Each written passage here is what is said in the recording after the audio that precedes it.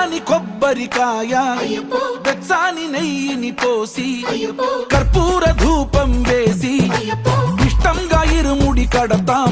నువ్వు ఎత్తుకుంటే చాలు ఎన్ని పూనకాలు కంఠమెత్తి పాడుకోగా కన్యస్వామి కదిలిరాగా ఇరుముడి కట్టు కట్టు కట్టు కట్టు కట్టు ఇరుముడి కట్టు ఎక్కు ఎక్కు ఎక్కు ఎక్కు సారి మల్ల ఎక్కు.